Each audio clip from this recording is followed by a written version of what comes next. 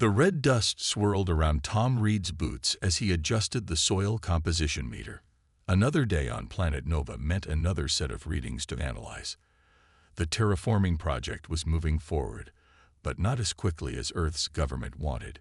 He wiped the sweat from his forehead, leaving a streak of red dust across his face. The twin suns were setting, painting the sky in shades of purple and orange. Tom loved this time of day. The heat became bearable, and the crystal formations in the distance caught the light, creating a light show that no Earth sunset could match. Those same crystals were part of why terraforming Nova was so challenging. They grew everywhere, affecting soil chemistry in ways his team was still trying to understand.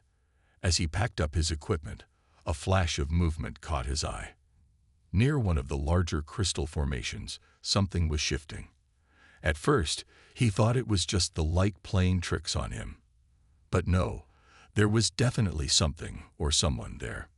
Tom knew about the Lumini, of course. Everyone in the colony did. The native species had been peaceful since first contact 3 years ago, but they mostly kept to themselves. Their crystalline bodies made them look like walking gems, and their voices sounded like wind chimes in a gentle breeze. He stood still, unsure whether to leave or stay. The colony's rules about interaction were clear. Be polite, but don't interfere. Yet his scientific curiosity was getting the better of him. After all, he'd been on Nova for 6 months and had never seen a Lumini up close. The figure emerged fully from behind the crystal formation. Tom's breath caught in his throat. The Lumini was shorter than him, maybe 5 feet tall, with a body that seemed to be made of pale blue crystal. Light moved through their form like waves in the ocean, creating patterns that somehow reminded him of expressions. "Your soil testing methods are inefficient," the Lumini said, their voice tinkling like ice in a glass. "You've been at this spot 3 times this week." Tom blinked in surprise. Not only was the Lumini speaking to him, but they had been watching his work. "You've been observing me." The patterns in the Lumini's crystalline form shifted, creating what Tom thought might be their version of a smile. "I am a researcher, like you. My name is Area. I study how other species interact with our world." "I'm Tom," he replied, trying to remember his cultural sensitivity training. "And yes, I'm studying the soil. We're trying to understand why some areas resist terraforming more than others." Area moved closer, her crystalline form catching the last rays of the setting suns. "It's because you don't understand how our crystals communicate with the soil. They're not just formations. They're a network." Tom's scientific mind sparked with interest. This was exactly the kind of insight his team had been missing. "A network? You mean they're all connected?" "In a way you might not understand yet," Area said, reaching down to touch the ground. Where her crystalline fingers met the soil, small crystals began to grow. "But I could show you, if you're willing to learn." This was definitely not in the protocol. Tom should report this interaction and wait for official channels to approve any information exchange. But as he watched the small crystals grow and pulse with light, he knew this was too important an opportunity to pass up. "I want to learn," he said, "but I should tell you, I'll need to report this to my superiors." The light patterns in Area's form created complex swirls. "Of course, we are aware of your protocols. In fact, my presence here was approved by our council. We've been watching your work, and some of us think it's time for more direct collaboration." Tom felt a mix of embarrassment and amusement. Here he was, thinking he was having a chance encounter, when it had been planned all along. "So all those times I was taking inefficient readings were quite educational for me." Area's chimes held a note of what might have been laughter. "Your persistence is admirable, even if your methods need refinement." As the last light faded from the sky, Tom found himself making plans to meet Area again. She would show him how the crystal networks affected soil composition, and he would share Earth's terraforming techniques. It seemed simple enough. A basic scientific exchange between 2 curious researchers.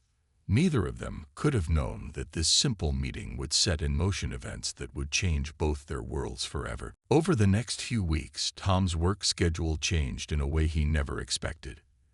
Every evening, as the twin suns set, he would meet Area near the large crystal formations.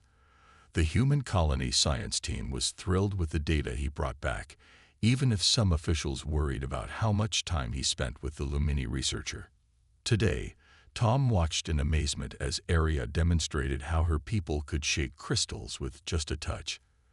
Under her hands, a small crystal grew into a complex pattern that looked like a frozen flower. "The crystals respond to our thoughts," she explained, her voice chiming softly in the evening air. "They're part of us, just as your blood is part of you." "That's incredible," Tom said, carefully taking notes on his tablet. "So when we try to change the soil composition, we're actually interrupting your crystal networks." "Yes, but not in a harmful way." Area's form flickered with patterns that Tom was learning to read as excitement. "It's more like, how do humans say it? Like trying to have a conversation while someone is playing loud music." Tom laughed at her use of the human expression. She had been picking up more and more of them lately.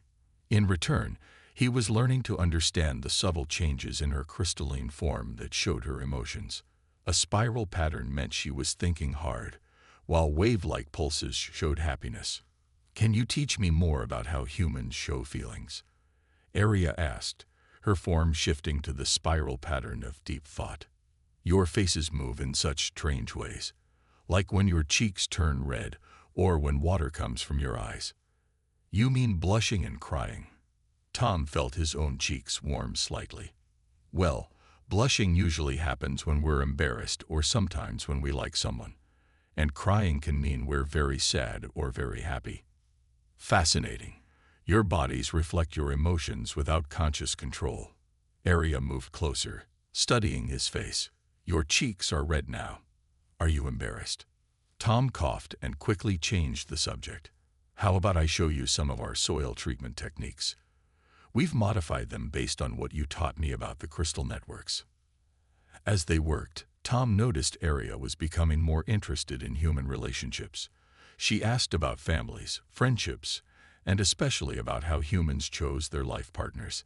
He explained dating, marriage, and romance as best he could, thinking she was just doing cultural research. "In my culture," Area said while helping him set up a soil testing station, "we show our deepest feelings through our crystals. Each Lumini can grow crystals, but growing one for another person is very special." "Like giving flowers on Earth?" Tom asked, typing in the test parameters. The light patterns in Area's form swirled in a way he hadn't seen before. "Something like that," she said, her chimes sounding softer than usual. "But much more personal. We put part of ourselves into such gifts." Later that evening, as Tom walked back to the colony, he thought about how much his life had changed since meeting Area. The terraforming project was making better progress than ever, thanks to their cooperation. But more than that, he had gained a friend who saw the world in completely different ways. In his quarters, Tom looked at the small crystal flower Area had grown during their demonstration. It still pulsed faintly with inner light, creating beautiful patterns on his wall. He placed it carefully on his desk, next to his research notes. The other scientists would love to study it, but somehow it felt too personal to share. What he didn't know was that in her own home, built within the natural crystal formations, Area was working on something much more significant than a simple flower. Her form glowed with complex patterns as she carefully grew a special crystal, putting all her knowledge of both Lumini and human aesthetics into its creation. She had been studying human traditions of gift-giving, but there were some things that got lost in translation between their cultures. The heart crystal she was growing would be ready soon, and with it, she would express her feelings in the most meaningful way her people knew. Tom, with his fascinating human ways of showing emotion, would surely understand the importance of such a gift. After all, he had been so interested in learning about her culture. What could possibly go wrong? The day Area gave Tom the crystal started like any other on planet Nova. He was checking the new soil readings when his tablet beeped with a message from her. She wanted to meet earlier than usual, saying she had something important to share. The urgency in her message made him curious, so he packed up his equipment and headed to their usual meeting spot. When he arrived, Tom noticed something different about Aria. Her crystalline form was glowing brighter than usual, with patterns he had never seen before, complex swirls and pulses that moved like a dance of light. She seemed to be holding something behind her back, if a crystalline being could be said to have a back. Tom. Her chimes sounded more musical than ever. I've been working on something special. Something that shows the unity between our people's ways. She moved forward, her steps careful and precise. What is it? Tom asked, noticing how the other crystal formations around them seemed to pulse in sync with Aria's movements. She brought her hands forward, and Tom's breath caught in his throat. Floating between her crystalline fingers was the most beautiful crystal he had ever seen. Unlike the clear or pale blue of most Lumini crystals, this one showed swirling colors that reminded him of Earth's northern lights. At its center, a warm light pulsed like a heartbeat. "This is a heart crystal," Aria said, her voice barely above a whisper. "I grew it myself, combining our crystal growing techniques with what I learned about human aesthetics. The colors match what you told me about Earth's auroras." Tom stared in wonder as the crystal caught the light of the setting suns. Each facet seemed to tell a different story.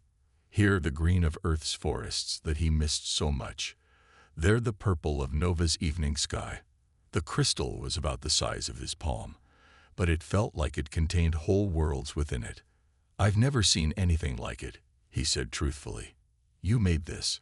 Aria's form rippled with what he recognized as pleasure at his reaction. "Yes, I put much of myself into its creation. The pulsing at its center, that's part of my own essence. I used everything I learned about human art and beauty to make it perfect." Without thinking about protocols or regulations, Tom reached out to accept the gift. The moment his fingers touched the crystal, it grew warmer, and the pulsing at its center quickened slightly. It felt alive somehow, almost like holding a small, warm animal. "It's responding to you," Aria said, her chimes holding a note of joy he had never heard before. "It knows you now." "This is amazing," Tom said, turning the crystal gently in his hands. "Thank you, Aria. I'll keep it safe in my lab where I can study it properly." If he had been more familiar with Lumini expressions, he might have noticed the complex pattern of emotions that played through Aria's form: joy, nervousness, and something deeper that didn't have a human equivalent. But he was too captivated by the gift to notice. "You accept it then?" she asked, her chimes carrying a weight of meaning he completely missed. "Of course. This is the most incredible thing anyone has ever given me. The colony scientists will be fascinated by it." "The crystal is personal," Aria said quickly. "It should stay with you, not be studied by others. It's meant to be private." Tom nodded, assuming this was about protecting Lumini crystal growing secrets. "I understand. I'll keep it in my private quarters then." As he carefully tucked the crystal into his pack, several nearby Lumini who had been quietly watching began to make musical sounds he had never heard before. He smiled and waved at them, not realizing he was witnessing the traditional celebration sounds of their people. "I should get this home safely," Tom said. "Thank you again, Aria. This means a lot to me." As he walked back to the colony, cradling his pack carefully, he remained completely unaware of the significance of what had just happened. Behind him, the gathering Lumini's celebratory chimes grew louder, and Aria's form glowed with the traditional patterns of a newly bonded pair. In his mind, Tom was already planning where to display the beautiful crystal in his quarters. The thought that he had just accepted the Lumini equivalent of a marriage proposal never crossed his mind. The changes started small at first. Tom noticed that the Lumini workers near his research sites had begun bowing slightly when he passed. He thought they were just being friendly, so he smiled and waved back. He didn't realize that they were showing respect to someone they now considered part of their society's highest family. The heart crystal sat proudly on his desk, its warm light pulsing gently day and night. Tom had grown used to its rhythm, finding it calming while he worked. What he didn't know was that every Lumini who visited his lab could sense Aria's essence within it, marking him as her chosen partner. One morning, a group of Lumini officials arrived at his research site. They moved with formal grace, their crystalline forms shimmering with elaborate patterns. "We are here to discuss the expansion of your terraforming project," they said, but they kept addressing their comments to the crystal on his desk rather than to him. "That's great news," Tom said, not noticing anything odd about their behavior. "I've been hoping to test some new methods that Aria showed me." The mention of her name made the officials' forms ripple with approval. One of them stepped forward and placed a large crystal on his desk. "This contains all our soil composition data. Such information is usually restricted, but for you, it is freely given." Tom could hardly believe his luck. This was exactly the data his team had been trying to get for months. "Thank you. But why the change in policy?" The Lumini exchanged what might have been amused glances, their patterns shifting in synchronized waves. "You are family now," one said simply, as if that explained everything.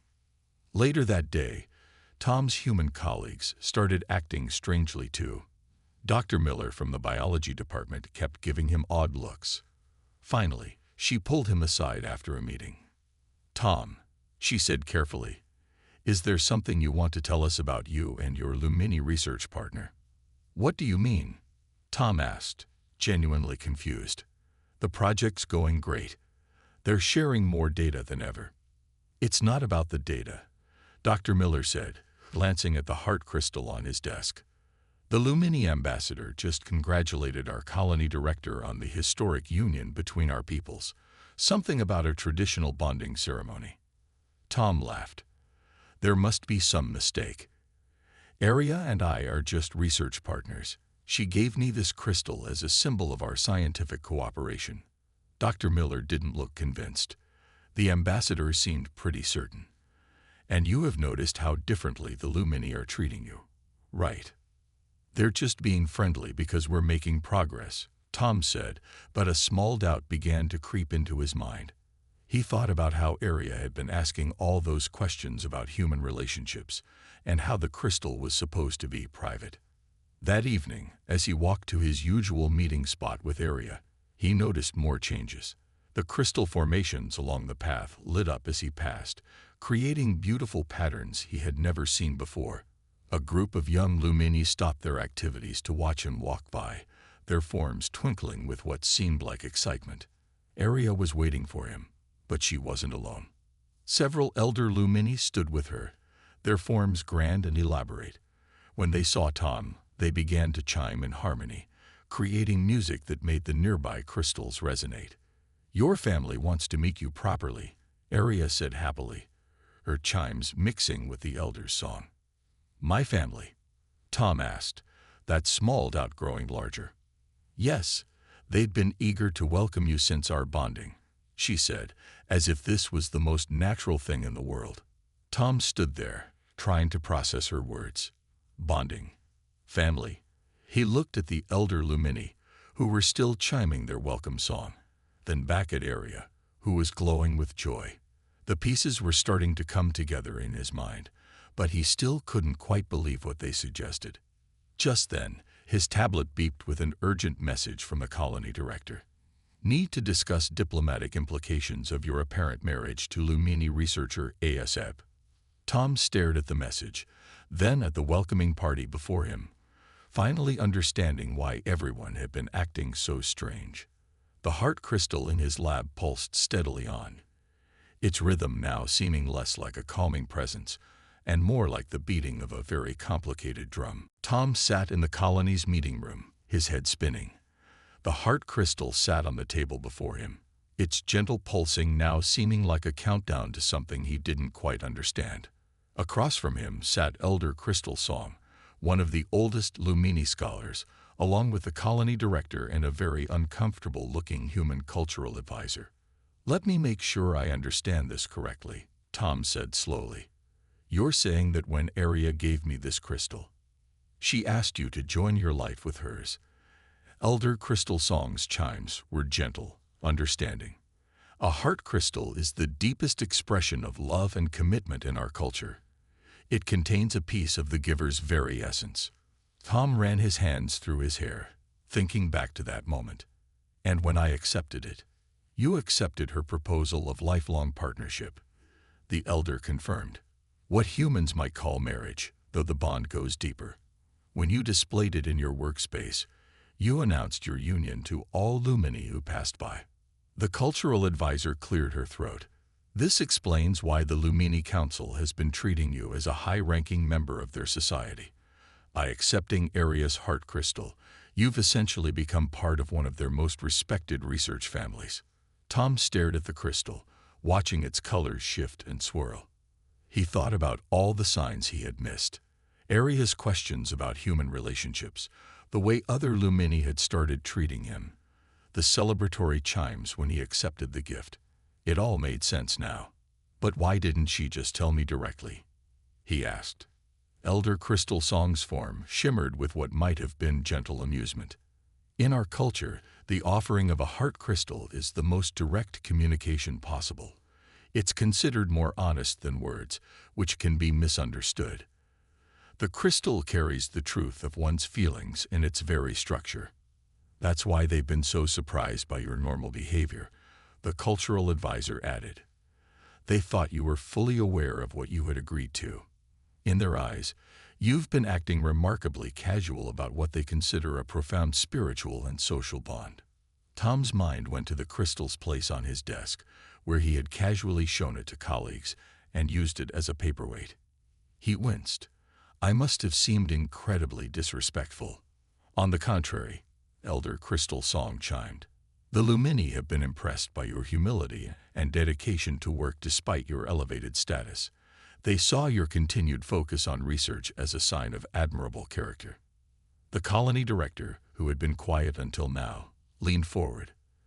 The question is, what do we do about this? This could be either a diplomatic crisis or a breakthrough in human-Lumini relations. Tom looked at the heart crystal again. Its pulsing had somehow synchronized with his own heartbeat, something he had never noticed before. He thought about Aria, about their shared excitement over discoveries, their long talks about their different worlds, the way she had carefully crafted this crystal to include things from his world that he missed. There's something else you should understand, Elder Crystal Song said softly. A heart crystal, once given and accepted, maintains a connection between both people.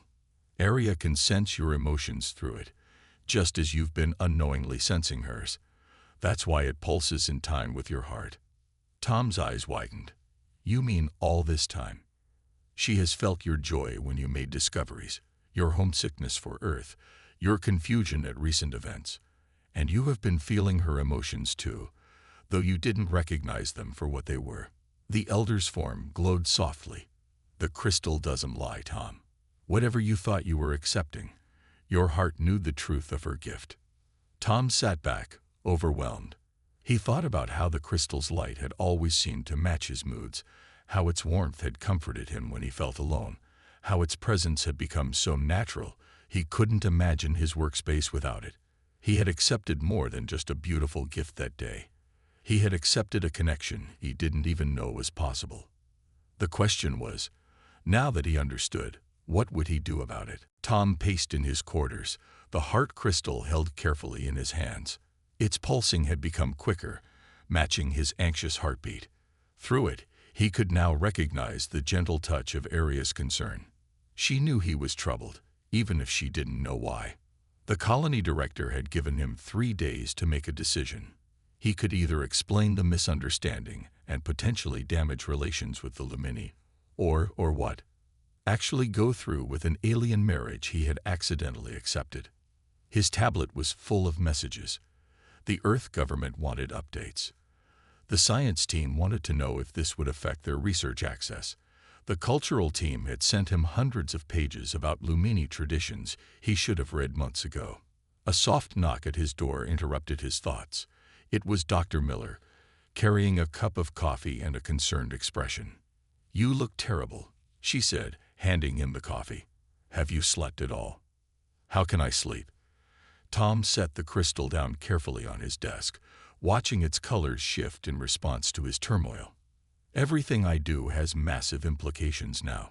If I make the wrong choice, I could damage the relationship between our species. Dr. Miller sat down, watching the crystal pulse. Maybe stop thinking about the diplomatic implications for a minute. What do you actually feel about Aria? Tom paused his pacing. She's brilliant. Working with her these past months has been amazing. She sees the world so differently, but somehow we understand each other. Or at least I thought we did. And did you ever wonder why you felt so comfortable with her so quickly?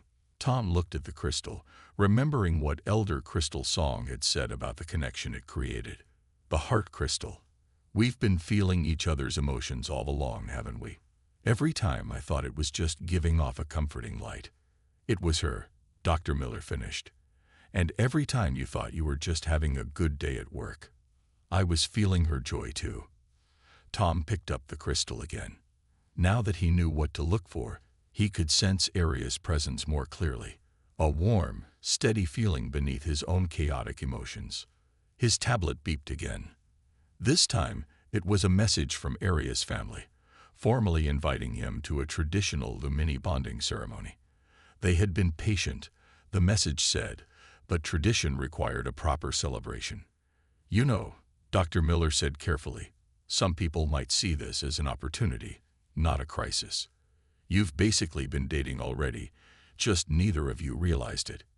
Well, she did, but you didn't. Tom almost dropped his coffee. Dating. We were doing research.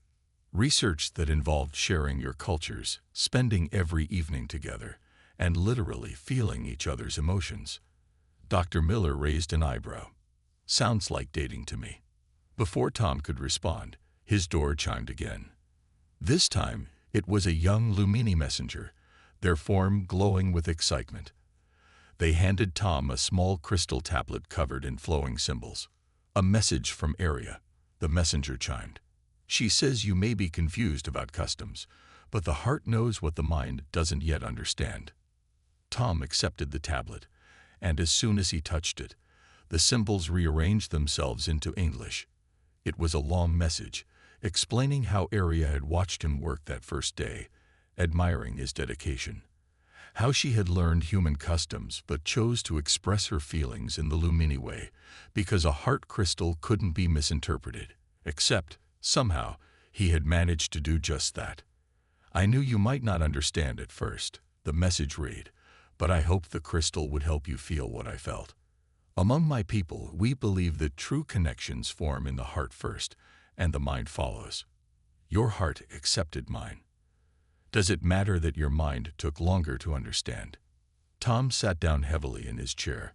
The heart crystal pulsed warmly in his hand, and through it, he felt a wave of what could only be Aria's love.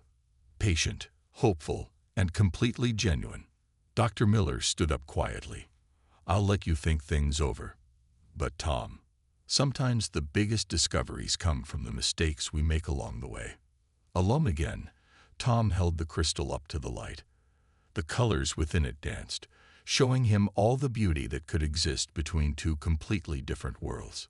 He had a decision to make, but maybe, just maybe, his heart had made it long ago. The morning of Tom's decision came with both of Nova's suns rising in perfect alignment, something that happened only once every few months. He stood at his usual research spot, the heart crystal warm in his hands, waiting for Aria to arrive. He had spent the last 3 days learning everything he could about Lumini culture. More importantly, he had spent hours just sitting with the crystal, finally understanding the emotions that flowed through it. It wasn't just Aria's feelings he had been sensing. His own heart had been speaking through it too, even when his mind didn't understand. Aria appeared as the second sun cleared the horizon. Her crystalline form was dimmer than usual, showing her nervousness. When she saw Tom holding the heart crystal, her lights flickered uncertainly. I've been thinking, Tom said softly, watching the crystal pulse between them, about mistakes and discoveries. If you wish to return the crystal, Aria's chimes were barely a whisper, I will understand. Tom shook his head. That's not why I'm here. He took a deep breath. You know, on Earth, we have this saying, the heart wants what it wants. I never really understood it until now. The patterns in Aria's form shifted, hope beginning to show through. What does your heart want, Tom? To be honest, I'm still trying to figure that out. But this crystal, he held it up, letting the twin suns shine through it. It's been telling me all along, hasn't it? Every time I felt happy around you, every time I found comfort in its light, my heart knew something my mind hadn't caught up to yet. Aria moved closer, her form beginning to brighten. Among my people, we believe that true understanding comes from sharing our essence, not just our words. That's why the heart crystal is so important. It cannot lie or misunderstand. I think I get that now. Tom smiled. And I have a proposal of my own. Well, more of an idea, really. He pulled out his tablet and showed her his plan. It was a design for a new research institute, combining human and Lumini science. The building itself would be grown from crystals but filled with human technology. Most importantly, it would be a place where both species could learn from each other's mistakes and discoveries. We've been so worried about cultural misunderstandings, he explained, but maybe they're not always bad things. Look what happened because I didn't understand what your gift meant. We discovered that humans and Lumini can share emotions in ways nobody thought possible. Aria's form glowed brighter with each word. You want to create something new. Something that is neither fully human nor fully Lumini. Yes. Tom stepped closer, holding out the heart crystal between them. Just like us. The crystal pulsed strongly, picking up both their emotions. Around them, the natural crystal formations began to chime in harmony, responding to their shared feelings. There will be challenges. Aria's chimes held a note of joy she didn't try to hide. No one has ever attempted a union quite like this. Good thing we're both researchers, Tom grinned. We can figure it out together. But first, he held up his tablet again, showing a second set of plans. I have some ideas about the bonding ceremony. What if we combine both our traditions? And so, a month later, under Nova's twin suns, Tom and Aria celebrated their union in a way neither human nor Lumini had seen before. They exchanged heart crystals, Aria's original gift and a new one Tom had learned to grow himself, with her help. The human colonists watched in wonder as crystal formations sang with joy, while the Lumini experienced their first taste of human wedding cake. The new research institute grew quickly, its crystal walls shaped by Lumini art and filled with human innovation. More importantly, it became a symbol of how misunderstandings could lead to beautiful discoveries. Young humans learned to grow crystals, while Lumini researchers experimented with earth plants. New technologies emerged from the combination of both worlds' knowledge. And at the heart of it all, in a special laboratory designed for two very different beings, Tom and Aria continued their research together. Their heart crystals pulsed in sync on their shared desk, a constant reminder that some of the best discoveries happen by accident, and that love, in any form, finds its way past all barriers, even when it needs a little help with the translation.